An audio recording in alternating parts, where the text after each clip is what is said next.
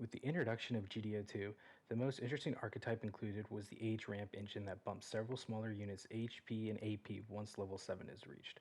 However, these boosts don't feel powerful enough to merit running the complete Green Earth Federation / age package.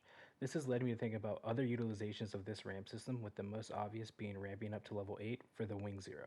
Most Wing Zero builds by the end of GD01 shifted to running more of the Kira package to help stall your opponent out to level 8, where you could end their hopes and dreams with the Wing Zero. However, with the implementation of the age ramp, I got to wondering how fast could you theoretically ramp to level 8 to drop down Wing Zero. Today we'll take a look at an age / Wing Zero build I came up with and see if this could potentially alter the GD02 meta.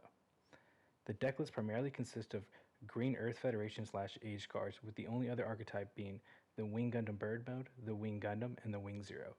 You're forced to run a good amount of the Earth Federation / age package to be able to have a good chance at having multiple copies to discard and add an EX resource from the level 3 cost to age 1 normals effect, and the age device command, allowing you to add an EX resource if you have an age type unit on board.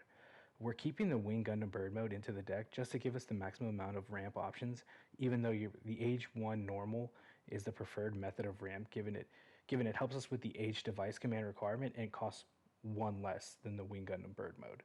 The rest of the deck is built around having sufficient bases and command cards to not get absolutely steamrolled against aggro decks. The main focus in the early game is to ramp the maximum possible. Theoretically, your best route would be to play the age 1 normal on your 3 resource turn and using its deployed effect to add an EX resource, ending your turn on 4.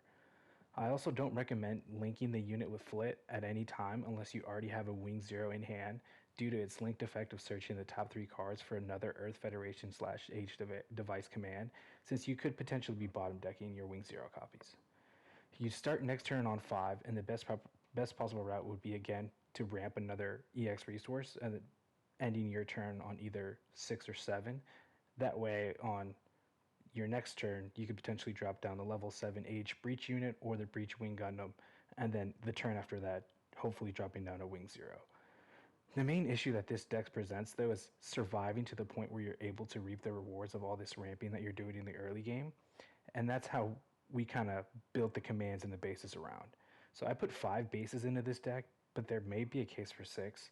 I included the Diva base just to help us with the late game with our other Earth Federation cards, since their AP and HP is relatively lower compared to the top end. However, I could see the optimal strategy being to run 4 Argama bases in case you run into Breach, and 1 to 2 Kusanagi to help bounce some cards back to your opponent's hand to help stall and survive. Other defensive commands include Unforeseen Incident, The Witch and the Bride, and Citizens Take a Stand. Unforeseen Incident can help us if our opponent rests one of our age units and we need it next turn for the age device command, or just to make a swing to base shield pointless if we find ourselves against an aggro deck with a wide board. The Witch and the Bride can help us with any mid-range bodies that are pressuring our board and our other units as well.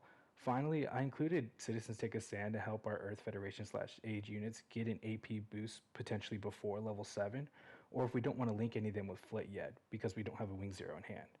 And then finally, Overflowing Affection can just help us get additional card draw in case we are missing that Wing Zero in hand. This deck's win condition is centered around getting to level 6 through 8 as fast as you can to kind of play out the more attack-focused units to swing the momentum of the game. This also lets us stabilize and stop having to worry about just ramping as many EX resources as we can. This is important because these 3 units are over level 5, and obviously the Wing Zero doesn't burn itself either, so these units will potentially just stay on board forever. In conclusion, I don't think this archetype or strategy is enough to alter the current meta, mostly because the standalone ramp rewards for the Age package isn't strong compared to any other deck builds that don't require such an aggressive strategy, and most importantly, there's only one Asuno family pilot currently. It's clear the other sets will have more Asuno family pilots, since some of the cards have the generic Asuno family trait as link requirements, and hopefully that means there'll be other units as well that may offer more lucrative rewards for ramping to level 7. I still think it's fun to try out something new and build out in your local tournament scene every week to help your Gundam card experience stay fresh. It may even lead to theory-crafting other builds completely unrelated to this. So that's the quick recap of the deck list, and thank you all for watching, and please don't forget to like the video, and if you enjoyed, please consider subscribing to the channel for more Gundam TCG content. Thank you.